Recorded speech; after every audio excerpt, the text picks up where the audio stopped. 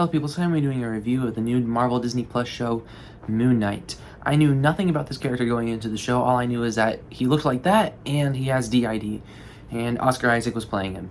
And so I didn't know what to think, and I've liked the Marvel Disney Plus shows. It's been like after they're done, I just kind of forget about them. And I really feel that way now, particularly after Hawkeye.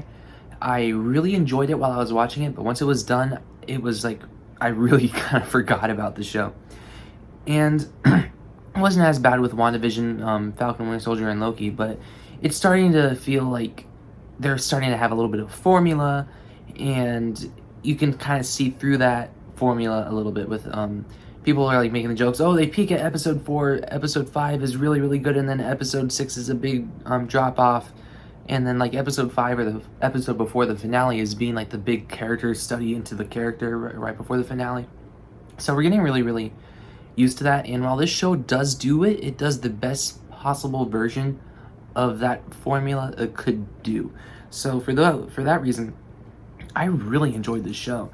I don't know how memorable it will be, but I'm assuming it will be memorable because this was definitely, out of all the tones of all the shows, this one in Falcon and Winter Soldier fit my taste the most, and Loki too. I like weird sci-fi, but so I hope the show ages well with me because I really enjoyed it while I was watching it. I'll go through like my episode by episode review, then talk about the show a little bit more as a whole.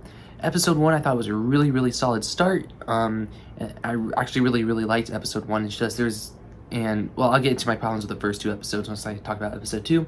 Episode 2 I didn't like as much, but it was still fine, I thought. My biggest problem with those first 2 episodes is I didn't like the action at all. I thought it felt very dull, lifeless, weightless, particularly with the way that they had to move with the CG. It all looked so fake to me, and I know that it's a practical suit, but there's clearly CG there because there's no way, absolutely no way an actual human would move like the way that he looks like he's moving in some of the shots. So the action in the first 2 episodes didn't work with me, but once we got to episode 3, the action actually really stepped up, and the story really kept on going forward. And episode 4 was really wonky, bonkers, weird. I really liked episode 4. Then episode 5, the show peaked. I knew episode 6 was not going to be able to top it. And I guess since I went into episode 6 with low expectations, I actually really enjoyed it. I still think it's I don't want to say down there because there's not a bad episode of the show. It's down, I'm going to say down there, but I don't mean it's bad. It's down there with episodes 1 and 2. So it's 1, 2, and 6 that are like the good tier, and then the great tier is episodes 3, 4, and 5 for me. The episodes 3, 4, and 5 were just all really, really good Marvel Disney content. This show gets dark at moments, and there's an actual sequence in episode 4 that is actually like really scary, and I don't know if like kids should be watching it because, like, for example, like, it takes a lot to scare me. Like, I could go through a Conjuring movie, I'll be fine. Like Hereditary, admittedly, that scared the crap out of me. Like, I like psychological, creepy imagery type of horror. And this episode 4 of MoonKnight actually did that quite a bit, and it was actually quite scary, at least to me. I know people are just waiting for a jump scare, but to me, that type of scary doesn't click with me as much with jump scares. But this really knew what kind of creepy to get to when it decided to get creepy. This show is very, very, very, very dense. It has a lot of story to go through, and so I think this could have made it really, well, it's still really good. I'd say it would have been better if it was 8 episodes, because episode 6, because when you look at them episode by episode, they're both equally enjoyable, but once you binge watch them, I could see if someone binge watches them and gets to episode 6, I feel like I would be like, why is this moving so fast? Because episode 6 checks a lot of boxes off really quickly. It does a really good job at doing it fast. It's just, why can't we have another episode or 2 to do all this stuff you want to do instead of just wrapping it up all last second? But I'll just say, episode 6 I thought was going to be a lifeless, bland CGI fight, and it really isn't that. There's, of course, moments of big climatic CGI, but there is a very physical weight to the action sequences. There's actually, we got a little bit of reactions on me. We're like, oh crap, they just did that. That's so cool looking. So good for them for actually keeping a nice hand-to-hand combat look with the show. This show has a lot of morals, and it has a really deep message that a lot of people can look forward to. And by the time episode 5 was wrapping up, I was like, okay, this is where we're going with the message. That's quite dark. But the episode 6 kind of took that message and made it more of a light and fun message, even though I prefer the message of episode 5 a little bit more because it was a little bit more mature. But yeah, I'll just say episode 6, they undo something I don't think should have been undone, but I'll just leave it at that.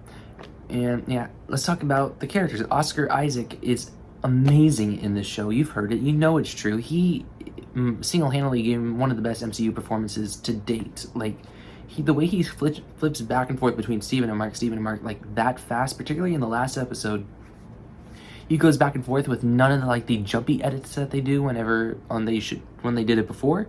He goes back and forth, and you're able to tell who's who, and they feel like different characters. They don't feel like Oscar Isaac playing a great role. And the best way I can describe this as is in Split, James McAvoy is great. He's really, really good in it. But it really felt like James McAvoy, to me at least, I still think he gave an amazing performance. He was doing a really good impression of the stereotype of what he was trying to act as, if that makes sense.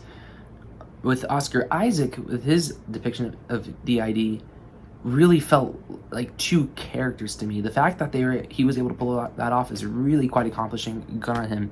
They added I don't know if she's part of the comics or not, but another character called Layla. I really, really liked her. I thought she was a great character, and I felt like some elements to her story was a little forced, but particularly with a twist or revelation that she has, like in episode 4, I believe, it just felt a little okay, I guess. But yeah, but I want to talk about Ethan Hawke as the main villain of this show. I thought he gave a really strong presence. He gave a very threatening presence. He really gave off that vibe where you're like, oh crap, watch out for him, even though he literally has a cane. But he was really quite unlike the threat. And I will say, his performance elevates how this character is written, because I don't think this character is really written very well, because all we know about him is the fact that he wants to revive a god. That's all you know. That's his only motivation. That's all there is to know about him. So, in the way with I'm just gonna zip it. Spoilers, but the way that his character was portrayed by Ethan Hawke was great. It's just on paper, it just didn't click with me as much. Like, on paper, if I feel like any other actor played this would have been a really, really bland villain. But thank God Ethan Hawke brought that star power and that villainous vibe that you want out of a villain to really actually kind of make him, maybe, dare I say, a good villain. So, yeah. Moon Knight overall was another really good Marvel show. I don't know how it's gonna... I'm trying to get it back. I don't know how it's gonna age over time. I hope I don't forget this one.